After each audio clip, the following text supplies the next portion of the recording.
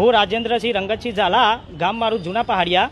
અમારા ગામનો 142 સર્વે નંબરનો દસ્તાવેજ ગેરકાયદેસર રીતે દહેગામ મામલતદાર સબ રજિસ્ટ્રાર કચેરીએ ના ફોટાની ચકાસણી કરી કે કોઈ પણ જાતની ખરાઈ કર્યા વગર દસ્તાવેજની કાચી નોંધ પાડી દીધી, જેના લીધે આજે અમારે આમથી આમ દોટો મારવાનો વારો આવ્યો છે, અમારું ગામ ખાલી કરવાનો વારો આવ્યો છે.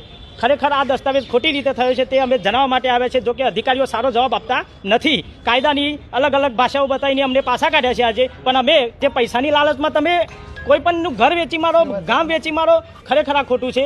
દરેક જણે વિચારજો કાયદો વાંધરો છે. આખું ગામ 80 મકાન આવેલા છે, 88 જેવી અકાલીઓ ફરવેલી છે, અમારા ગામમાં બોર આવેલો છે, સરકારી રોડ આવેલા છે, ગટરો આવેલી છે, છતાંય અમારું ગામ આખું ને આખું રાતોરાત વેચી માર્યું. ઇન્દિરા આવાસના મકાનો, એના પછી પીએમ આવાસના મકાનો બનેલા છે, ગટરો બનેલી છે, છતાંય સરકારી કામો મંજૂર થયેલા છે. આટલા વર્ષે અમે વેરા પહોંચો ભરીએ છીએ, 25-25 હજાર રૂપિયા વેરો અમે 6 મહિનાની અંદર ભરીએ છીએ, છતાંય કોઈ જાતની અમને સરકારી સહાય મળી નહીં રહી કે અમે અમારું ગામ બચાવી શકીએ.